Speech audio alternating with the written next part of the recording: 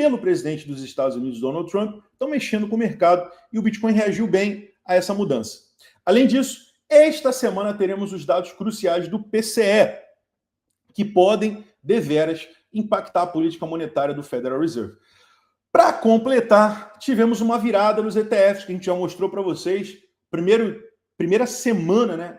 6 dias consecutivos de entradas, depois de muito tempo, que é extremamente favorável aqui para o mercado, o que mostrou que o apetite institucional no Bitcoin, ele voltou, mesmo em tempos de volatilidade, que é o que a gente está vendo agora.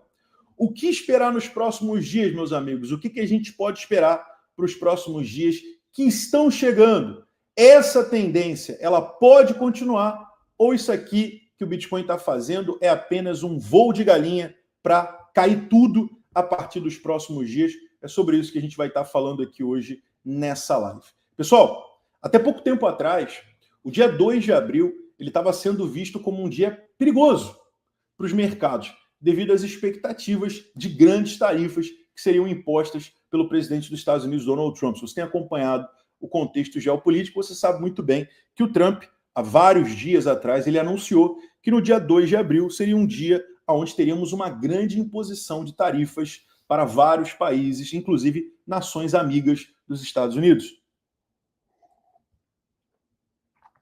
Só que nesse final de semana nós tivemos uma alteração nesse sentimento. Porém, as falas do presidente Donald Trump nesse final de semana deram sinais contrários ao que o mercado esperava. O que o mercado estava esperando? O mercado estava esperando que dia 2 de abril o Trump ia chegar com os 2 pés no peito, nos peitos de todo mundo, colocando um monte de tarifa forte. Só que aí no final de semana o presidente Trump ele sugeriu uma flexibilização dessas tarifas, o que animou os mercados. Então Trump é aquela história, né? Morde e assopra, bota casaco, tira casaco, que ele tem feito aí nesses últimos 2 meses. Então Trump sugere flexibilidade para a China, mesmo enquanto avança com o plano das tarifas globais. Então Trump declarou que dia 2 de abril, quanto às taxas comerciais abrangentes forem anunciadas, seria, abre aspas, o dia da liberdade na América. Fecha aspas. Vamos entender isso aqui com um pouco mais de detalhes. Deixa eu dar um zoom para você enxergar isso aqui melhor. Então vamos lá, pessoal. Os mercados eles oscilaram ainda mais na sexta-feira em resposta aos últimos comentários do presidente Trump sobre as tarifas, com as ações subindo brevemente depois que ele sugeriu que pode haver o quê? Flexibilidade em seu plano de impor tarifas gerais à maioria dos parceiros comerciais dos Estados Unidos no mês que vem, antes de recuar novamente para o vermelho. Em comentários no Salão Oval, Trump disse que não estava interessado em abrir exceções aos amplos deveres justos e recíprocos que ele havia previsto em fevereiro e que agora ele diz que esses impostos, né, serão no dia 2 de abril, como ele já tem falado já há bastante tempo. Mas ele ainda assim ofereceu alguma luz no fim do túnel, que foi justamente o que animou os mercados. Abre aspas aqui para as palavras do presidente Donald Trump. Abre aspas. Eu não mudo.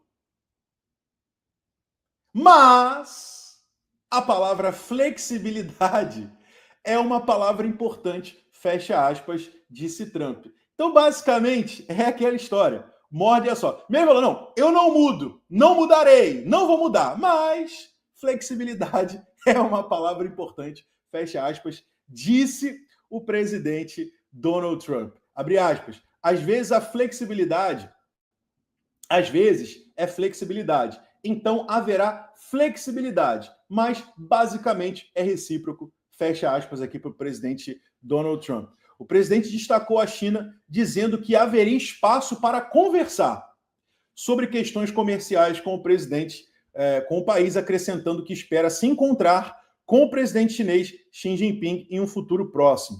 Então, meus amigos, é aquela brincadeira, né? Bota casaco, tira casaco, morde, assopra, irredutível, né? Eu não mudo. Mas como? Ficou um pouco... Ficou um pouco incongruente isso aqui, né?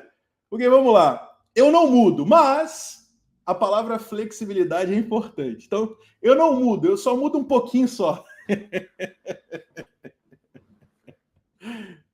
Muito bom. Então, isso aqui animou os mercados gostaram dessa fala do Donald Trump, sugerindo uma flexibilidade nessas tarifas. E aí a pergunta que vem é a seguinte, Yuri, e o que essa flexibilidade representa para o mercado no curto prazo? Vamos lá para a nossa aula. Primeiro ponto, concessões ou acordos.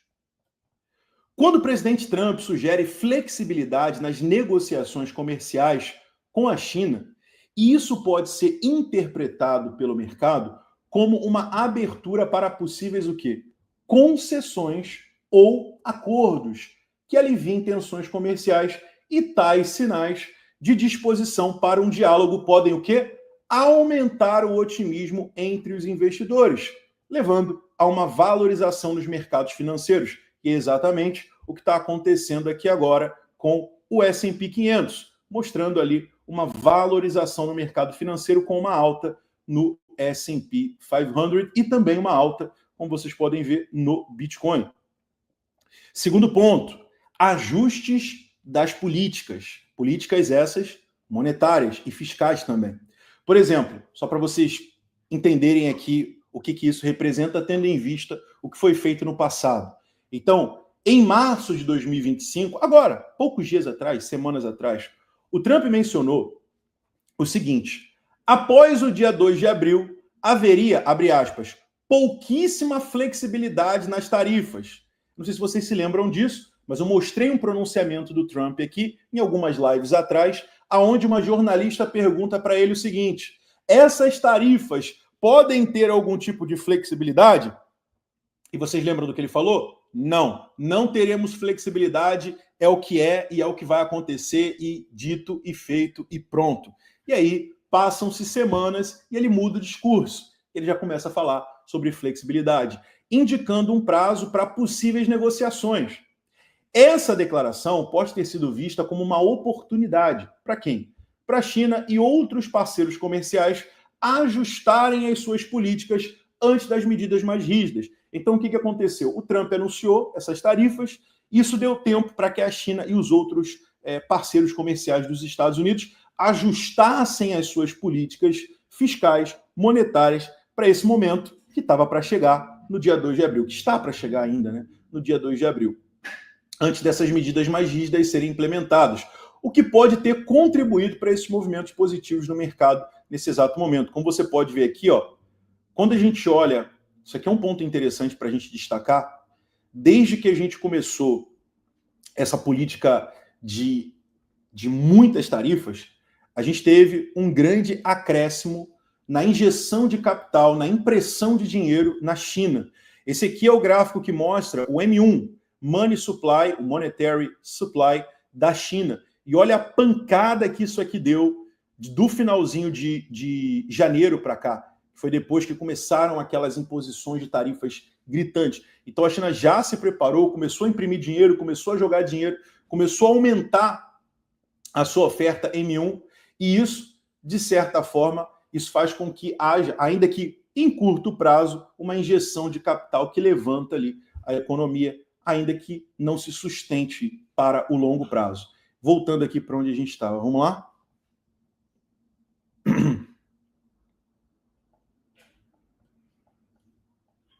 Tá. Além disso, a expectativa de que a China implemente novos estímulos econômicos em resposta, né, às políticas tarifárias dos Estados Unidos também pode impulsionar os mercados, ou seja, oferta monetária M1 subindo, expectativa de mais estímulos econômicos, mais impressão de dinheiro chegando na China, isso pode impulsionar os mercados, ou seja, investidores eles podem se antecipar a esses movimentos, que tais estímulos fortalecerão a economia chinesa, beneficiando empresas e, consequentemente, elevando os índices de mercado. Então eles começam a pampar, começam a colocar dinheiro, começam a imprimir dinheiro, começam a gerar estímulos, se preparando para essas tarifas, e quando chega a hora das tarifas, o Trump dá para trás, fala de flexibilizar, e aí o mercado recebe isso de forma positiva. Mas vamos lá. Lembrando que tudo isso é uma tendência de curto prazo, e é uma tendência que, pura e simplesmente, ela não se mantém se nós não vermos dados favoráveis no contexto macroeconômico, tá? E o que acontece? Essa tendência de curto prazo, ela está beneficiando também as ações americanas. Algumas ações tiveram um impacto muito positivo e a principal delas foi a Tesla. Olha o que aconteceu com a Tesla nessa última semana. Só para você ter uma ideia aqui da... Deixa eu aumentar para você enxergar melhor aqui. Fica melhor assim? Pronto. Então olha o que aconteceu com a Tesla aqui nesses últimos dias, pessoal. Ó, os comerciantes de varejo, os varejistas, né? Eles compraram 8 bilhões líquidos em ações da Tesla em apenas 2 semanas. Nunca houve um influxo de 2 semanas, nem metade tão grande quanto esse que a gente viu agora. Então, é algo inédito que aconteceu aqui com a Tesla. Olha só, se você olhar aqui ó, no histórico, de 2016, 2018, 2020, 2022 a gente teve muitas entradas positivas, 2024 e agora. Olha o tamanho dessa entrada aqui que aconteceu em 2 semanas aqui na Tesla. Então, nunca houve um influxo em 2 semanas, nem metade desse que a gente viu aqui. Teve esse aqui que foi quase metade, né? Foi quase metade desse que a gente teve agora, mas a gente não teve nem metade de uma entrada tão grande como a gente teve nessas últimas 2 semanas na Tesla. Ou seja, o varejo está chamando um fundo para a Tesla, ou seja, o varejo, entre aspas, né, está cravando um fundo para a Tesla nessas 2 últimas semanas, com essa queda que o mercado teve.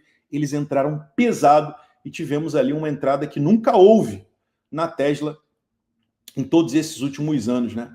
Muito interessante o que aconteceu aqui nesse contexto com a Tesla. É claro, a gente teve muitas políticas que beneficiaram a Tesla, está tendo toda aquela perseguição da galera dos democratas, né? Tem muita gente que está vandalizando, foram em várias lojas da Tesla para vandalizar e tal, então parece que a galera da direita, né, os republicanos, eles estão se unindo para fortalecer a Tesla. O próprio presidente, semanas atrás, né, foi comprar um Tesla para apoiar o Elon Musk e por aí vai, né? Então é aquilo, cara. Se quer brigar com o cara mais poderoso do mundo, né, financeiramente falando, porque a gente pode falar que existem vários bilionários com muita representatividade na economia mundial. Mas o poder que o Trump deu para o Elon Musk, a partir do momento que colocou ele no governo e colocou ele como o líder do departamento de eficiência do governo, vai muito além do poder que ele já tinha, entende? Então agora ele está com um poder muito grande. Brigar com esse cara é a mesma coisa que dar um tiro no pé. E a gente está vendo uma recuperação muito forte aqui da Tesla nessas últimas 2 semanas, tá? Porém, pessoal, é bonito? É bonito. Ações subindo? Lindo. Cripto subindo? Lindo. Mas vocês não podem cair em uma armadilha. Por quê? O que acontece? O que tem acontecido? O mercado cripto dá uma pampada muito forte, aí todo mundo corre para quê? Para comprar. Aí um dia depois cai tudo. E aí você fica preso em mais um topo, porque você só quer comprar quando está subindo. E quando cai, você fica com medo, você pula fora. E aí você fica nesse ciclo vicioso. Compra topo, vende fundo. E você nunca consegue ganhar dinheiro no mercado de cripto, porque você só consegue comprar quando está subindo. E é justamente depois que faz o movimento de alta que você entra. E você entra na hora que cai tudo.